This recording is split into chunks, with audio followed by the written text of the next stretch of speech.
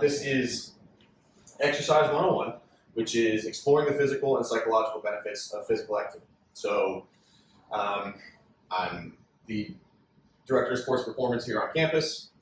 Obviously, I see the physical and psychological benefits of physical activity in sports and in our weight training in our gym every day.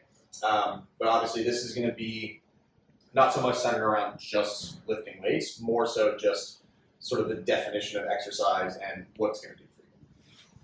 So here's kind of what we're going to go over. So very first thing, obviously some of these won't make any sense, but it depends. So I'll explain that first.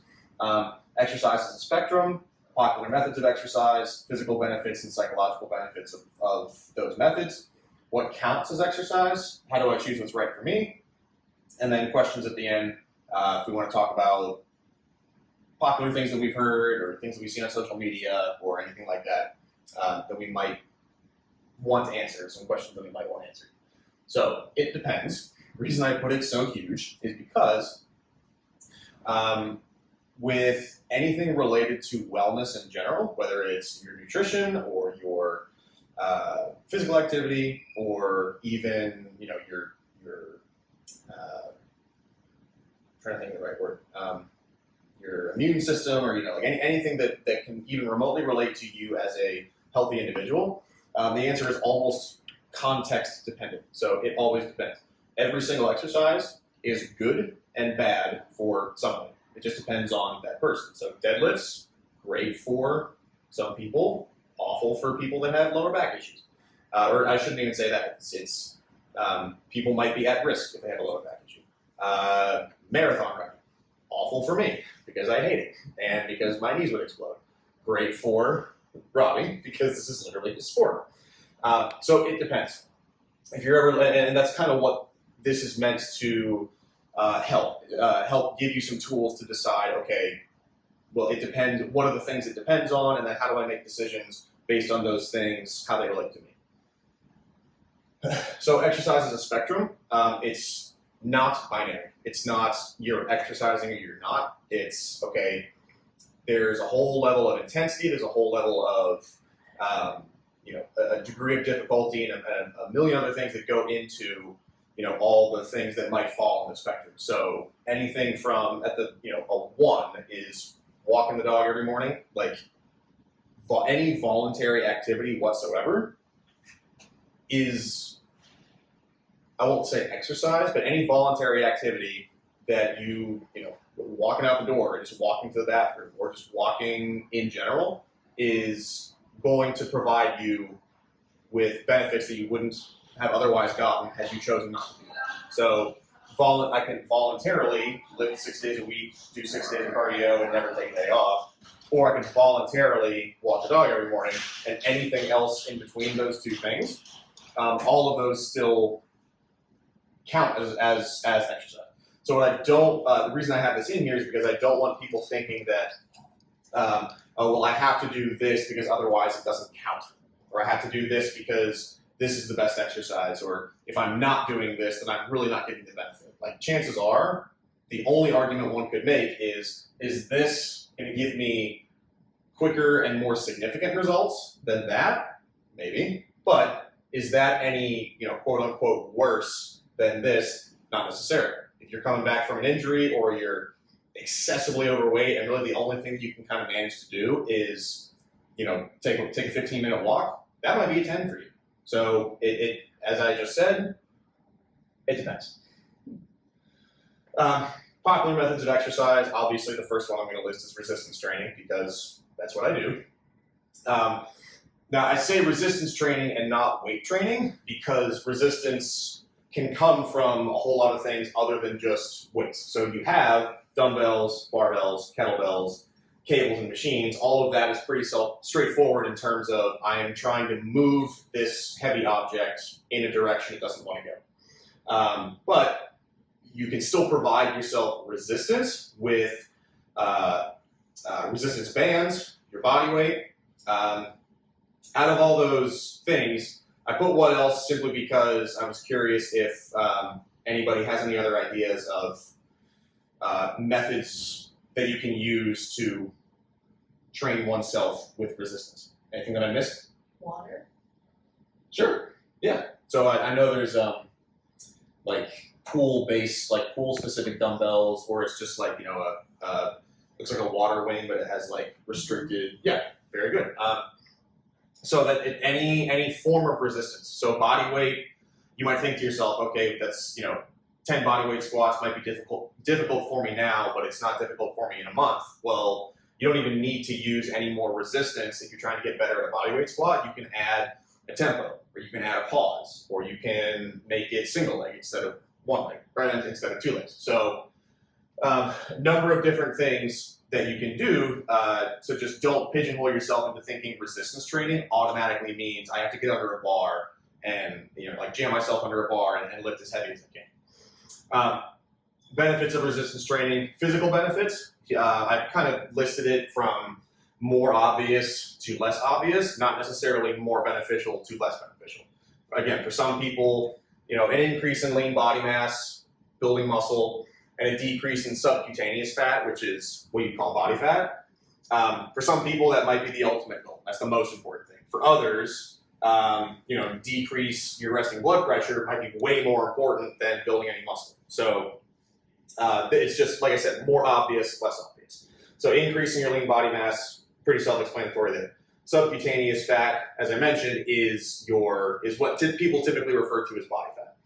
Visceral fat is fat around, without getting super far into it, the higher the ratio of visceral fat in your body to subcutaneous fat, the higher risk that you're at a higher risk for things like cardiovascular disease or just organ dysfunctions of various kinds. So decreasing visceral fat, very good thing. Increased metabolism. It takes your body more calories to upkeep lean tissue than it does fat. So increased metabolism means if I weigh, you know, if my body burns 2,000 calories and I weigh 200 pounds, let's just say, if I gain 10 pounds of muscle, then my metabolism is going to go up. So my body is going to be burning more calories in order to sustain the larger, or to sustain the more complex structures that I just built.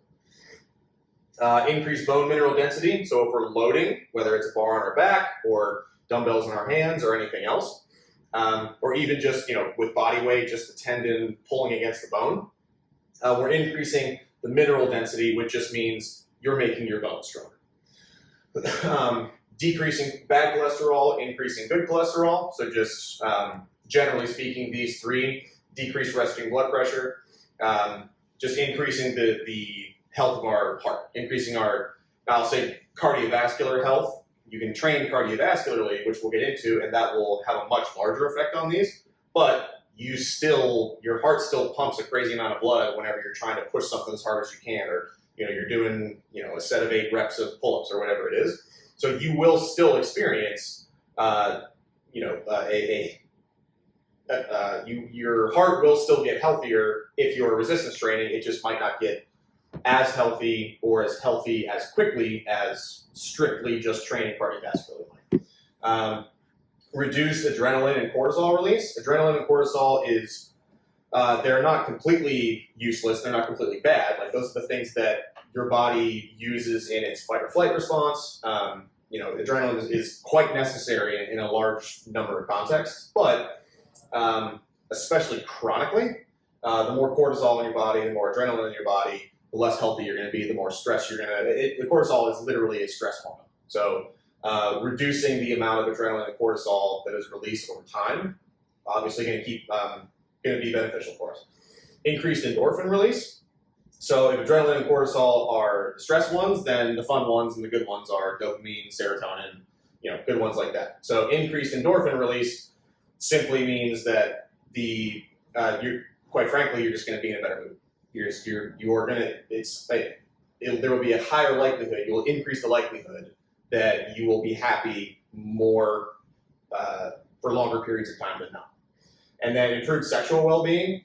I put that in because I figured I'd be speaking to college students. So but for both resistance training and cardiovascular training, not just the thing that immediately pops up whenever you think of sexual well-being, but the actual sex hormones, things that are produced by one's male, female, or whatever, produced by our sexual organs in order to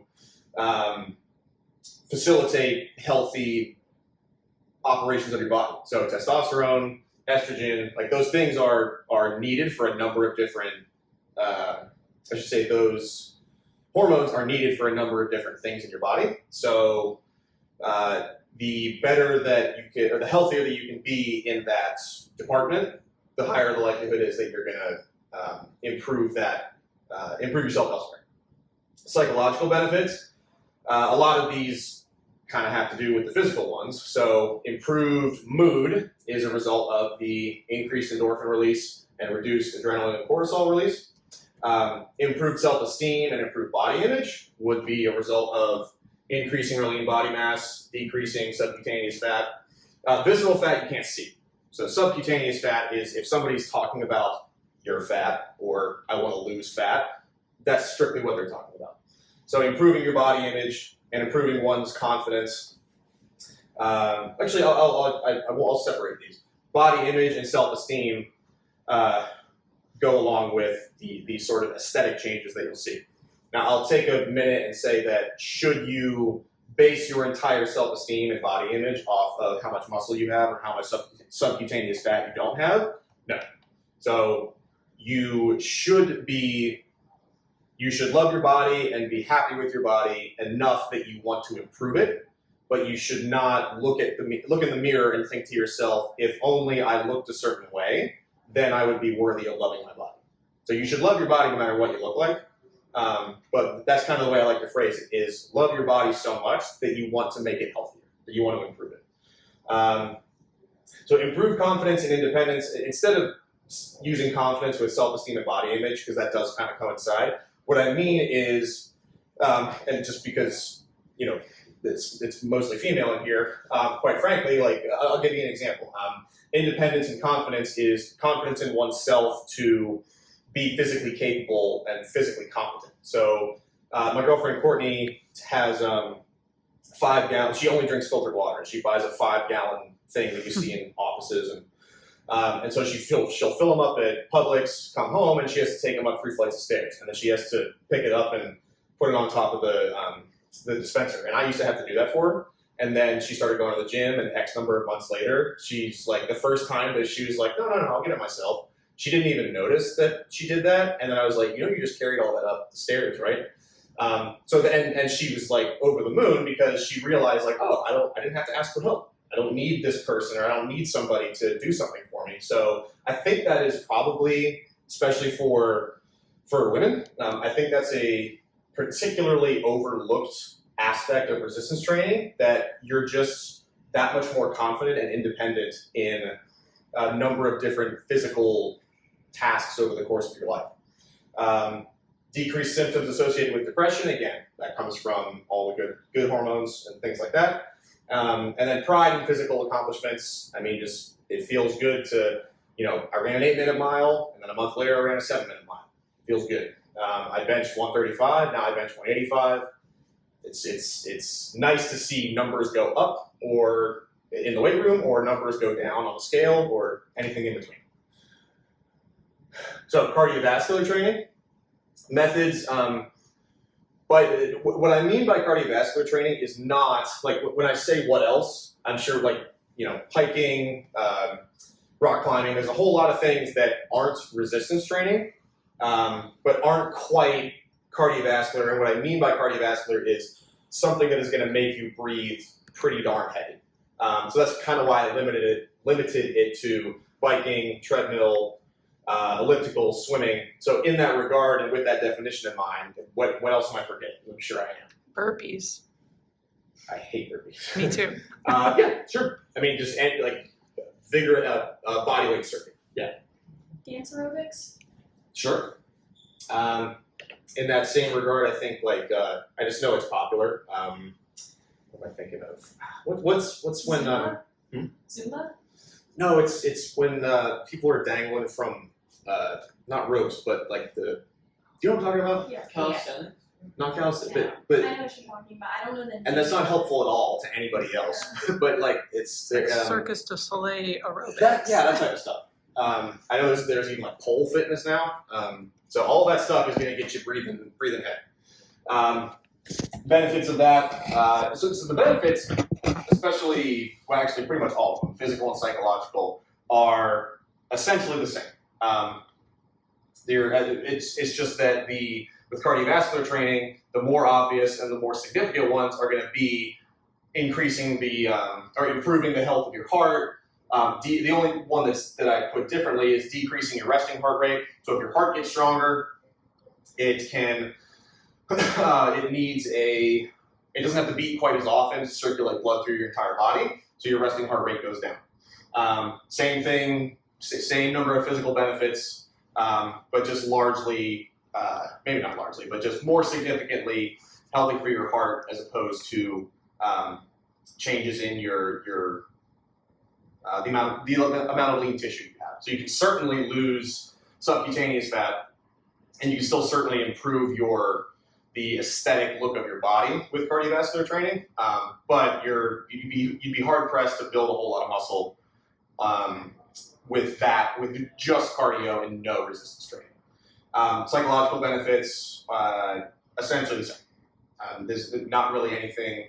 I mean, you tell me because you lift and you run. So psychologically speaking, is there any benefit that you can get from cardio that you maybe couldn't get from the weight room, or vice versa? You kind of get you kind of get the same out of both. It kind of, one compensates for the other. Like if running isn't going well, weights usually, it's pretty consistent for me to do what I would consider well. Okay, cool. So That it makes makes me happy. I think that's a great point. So if you just have your one thing, if it's all I just bike and I don't touch anything else, you're not setting yourself up for failure. But if you have a bad day on the bike, then it's okay. Well, I guess I can just go home and try again tomorrow. As opposed to if you've got a couple irons in the fire, like you like to bike, you like to lift, you like to this, that, and the other thing. You have a bad day on the out on the course or wherever it is on the trail, then you come into the weight room and think, all right, well, I had a garbage day out there, but you know what? I did X number more pull-ups than I thought I could, or I hit a new PR on bench press. So very, very good point. Connor, can I just add, like, Yes. for me, it's more of like in the moment if I'm doing a particular activity. So like running, swimming, it allows for that, like, I don't know, like you to depress the day almost, and There's a hurricane coming around. Yes. But it allows more of like focus in terms of gaining some clarity and maybe what your emotions are or your mood are in that moment. And then for like weightlifting, it's more aggression, like getting something out, like getting stress out. Yeah. Yeah. It's quite a few people I know. It's like they're stressed out. It's just like I gotta go for a run because then you're just alone with your thoughts, or you can quite the opposite. You can just switch your brain off and just focus on your steps and your breathing and nothing else. Yeah. But then absolutely, there's an aggression that comes with weightlifting. I don't care if you're pushing an empty bar or 315 pounds. It feels good. If you're on the last rep and you can barely get it, there's something that feels good about, like, I'm getting this thing whether I can or not. So anything, there are millions of these, but other methods besides sort of heavy breathing cardio and resistance training. What else? Just name some stuff that you would do for exercise. Somebody said, hey, go get some more exercise. What would you do if you couldn't lift and you couldn't run? I like yoga. Yoga? Absolutely. What kind of yoga? Hot yoga. Yeah, I was hoping you'd say that. Do you do it around here or? I used to. I'm picking it back up again. That's kind of like I came to this because I'm trying to like push myself to get back into things. Sure. Cool. Big fan of hot yoga. Yeah. Reminds me how out of shape I actually am. So they, I don't know if whoever, do you remember, what was the name of the, your studio, or is it local or anything like that? It wasn't local. Okay. Well, there's a local studio called the Yoga Collective. It's right over the bridge. And in their hot yoga sessions, they tell you, like, you don't have to, but they tell you to keep your mouth closed the whole time and only breathe through your nose. And the first 10 minutes, I was like, oh, okay, like, that'll be interesting. Let's give it a try. I was like, I wore a smartwatch, and my average heart rate over 60 minutes was like, I think 120, 125 beats per minute, standing still and stretching. So yoga, awesome answer, love it. And you know, we stipulated that it was hot yoga, but there's plenty of other, you know, there's some much calmer and smoother ones, and there's some more aggressive ones than hot yoga, anything in between. Anything else? I mentioned, I forget if I said it already, but hiking. I know that's just a big one of like, that's one of the better ways to trick somebody into getting exercise. Like, hey, let's go for a hike. Let's, you know, it's a nice day out. And then, you know, an hour later, they're like, why am I sweating? What else? Anything? Or any favorites? I mean, CrossFit is huge Sure. right now. Yeah, I hesitate. That's probably the one that I forgot that I should have put here. But like Orange Theory, or just like that kind of, you know, those popular HIIT type workouts. Aqua jogging, if that counts. Aqua jogging? Yeah. Would you care to elaborate? Basically, you're treading water in the pool, except you're doing it with running form. Oh, okay, cool. So it's depending on muscle to body weight, Sure. it gets increasing. Yeah, I would imagine so. And I'm sure if we stay here all day, we can come up with hundreds more. So if you're thinking to yourself, what counts as exercise? So like use that same example that I gave. Like if somebody told you, go get more exercise, and you couldn't, or not that you couldn't lift, but they tell you go get more exercise, and you think to yourself, all right, well, what counts? What, you know, like how do I determine if I pick an activity, what can I grade that on to determine if it's good or not? This is, so RPE stands for rate of perceived, and I did not type that. That is a typo. Rate of perceived exertion. So it's just a fancy way of saying, you know, you're rating how hard you think this is. So 1, very light activity, hardly any exertion whatsoever. Light activity, maintain for hours, easy to breathe, and I like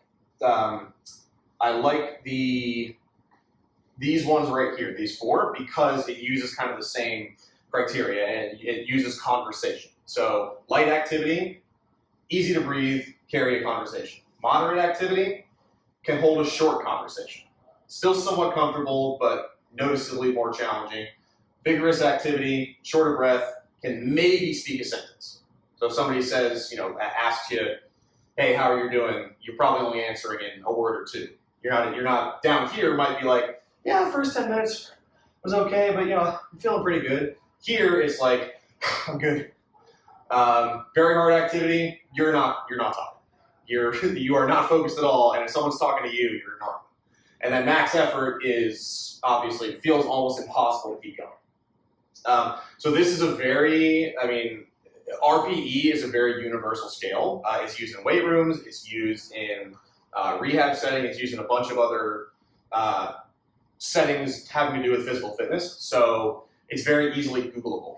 So if you want this, just literally RPE scale, first type it into Google, and first result on Google Images might actually be this graph itself. So if we're thinking of like what counts as exercise, probably at the very least, we've got to get to 4, 5, 6. So 2 to 3.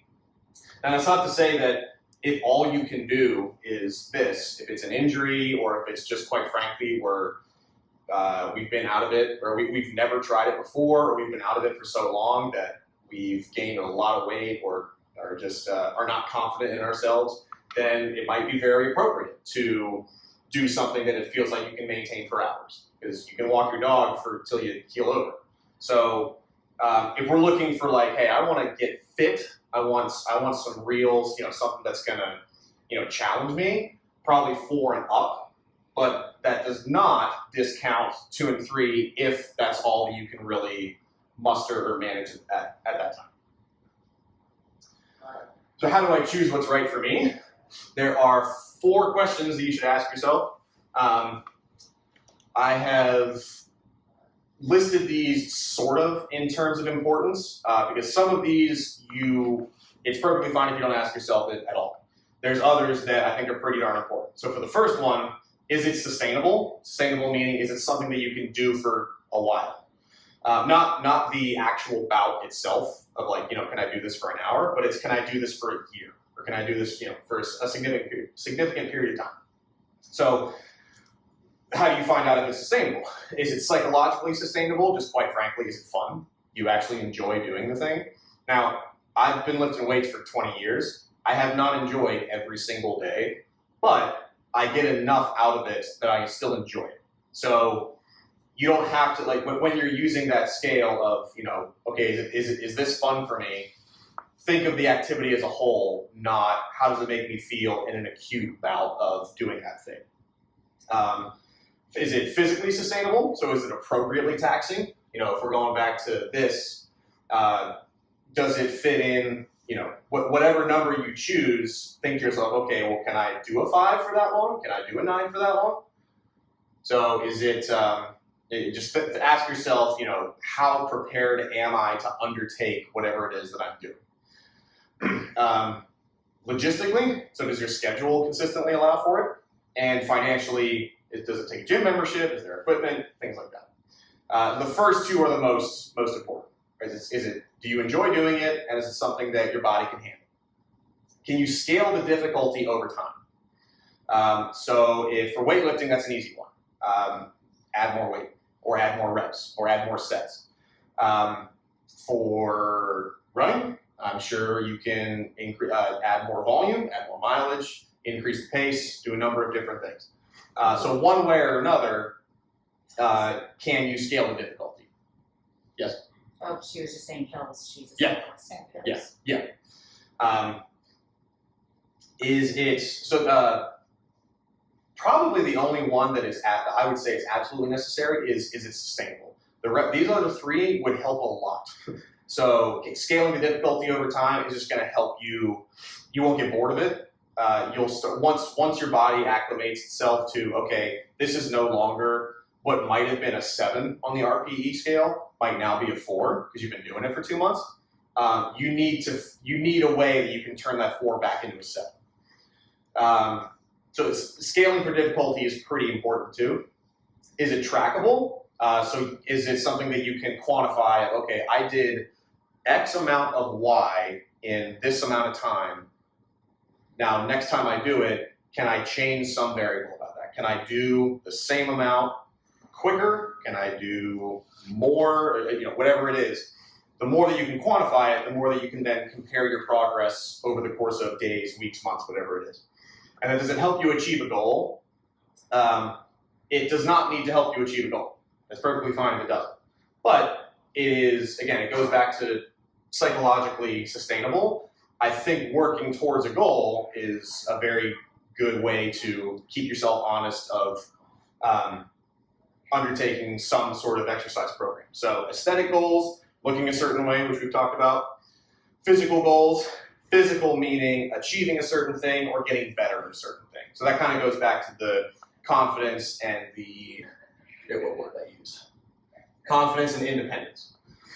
And then health, which obviously sounds like physical as well, but health meaning improving biomarkers like, am I trying to get my cholesterol down, or am I trying to decrease my resting heart rate, fix my blood pressure, whatever it is. And there's many more goals that one could come up with, but those would be some pretty obvious ones. I want to look better, I want to get stronger, and I want to be healthy. So, questions? Any either general questions, if you just something that I didn't cover in the presentation, or is there something in particular that you hear all the time, or like with nutrition, it was like, hey, salt's bad for you, and it's demonized by the media. Is it something like that where you're like, hey, you should never do this exercise because this is going to happen, or anything else like that? Anything that comes to mind, or anything that we want to know or want to run by? Regarding like cardiovascular exercises, Mhm. I know like there's a common like saying that like if you do an hour of cardio, a day, like that's a good like regimen to have to improve heart health and all that jazz. Mhm. Is that like necessarily like, is it an hour, like is over an hour too much, or does it depend on? I would say the duration is far less important than the intensity. So if I do, my resting heart rate is probably 65 or 70. And if I do 2 hours of cardio and my heart rate is only at 95, is it particularly taxing? No, not really. If I do 15 minutes of cardio where my heart rate was 150, which was the quote unquote better workout, right? But again, if it's only some people 155 beats per minute at 15 minutes they'd fall off the treadmill, you know. So it depends. But I would say that when you're determining, okay, how much cardio should I do, look at, okay, what's the highest intensity, relatively speaking, what's the highest intensity that I can go at and sustain for a certain period of time. And that period of time, to me, if you're just looking for kind of general heart health, you're not like running a marathon, I don't think it needs to exceed 30 to 40 minutes. If you look at my BMI, I am almost obese, according to the U.S. government. So, like, I'm about 48 pounds heavier than an average person my height. I do cardio 3 times a week for 25 minutes, and I literally just step on a Stairmaster for 25 minutes straight, and my blood pressure is 118/70, which is like remarkably healthy. So, and I'm saying all that because even somebody for me who's carrying around way more mass than they should, and whose heart is working that much harder, I only need that much cardio to maintain that type of heart health. So you would think that if I told you, hey, I'm 48 pounds heavier than I should, you might think, oh man, you must have to do 6 hours of cardio every week just to keep your blood pressure down. But it turns out that if you're going intensely enough, you don't have to go for nearly as long as one might think. Good question. Anything else? A lot of people say that running is gonna ruin your joints eventually. Mm-hmm. Does it always, or does it depend on how you do it? It depends on how you do it. So a good equivalent to that is people saying that squatting below parallel hurts your knees. Squatting poorly below parallel hurts your knees. Running poorly hurts your joints. Running well and squatting well does not hurt your joints. What I will say is, because you are, what I will say is very few people run quote unquote well, even runners. And over a significant period of time, 10, 15, 20, 25 years, like simply due to the fact that it's not high impact, but it's impact on your joints over and over and over again, you might be putting yourself at a higher risk of some joint pain. But if you're pairing that with an appropriate weight training regimen, then the stronger the structures are around those joints, the more force they're withstanding, rather than just putting it on that knee or on that ankle, then the less likely you're bringing that likelihood back down. So it's any activity, whether it's hiking, running, squatting, benching, if you're doing it terribly, just like nutrition. If you're, you can eat too much spinach, even those, or kale, you can still manage to overdo anything. So if you're doing it, if the execution is poor, then the results will follow. It doesn't matter how good or bad the actual exercise is. Good question. Yes. What about exercising when you're sick? Because I've heard like various things about that, where like it's really bad if you exercise if you're sick, or it could help you feel better. I've heard mixed reviews on that. I'm a total wuss. So if I'm like sick at all, I just don't. I've heard similar things. Like some people are like, I was crazy sick, or my nose was stuffy and my head was cloudy, and then I went for a 4-mile run and now I'm better. And I'm like, you're a psychopath. It's mine too. It depends. It depends. It depends. I'm trying to remember. There was a saying. It's like if it's from the neck up, stay home, and if it's from the neck down, then you're fine. I don't know if that's that was in the context of a weight room. Like if it's from the neck up, then chances are you're going to be getting people sick and things like that. If it's from the neck down, it's just like maybe some body aches, but you're not congested and you're not feeling a scratchy throat or anything like that. It's probably okay. So just in the context of a courtesy to others, that's probably a decent rule. If you're feeling something from here or up unwell, probably no, just so you're not getting anyone else sick.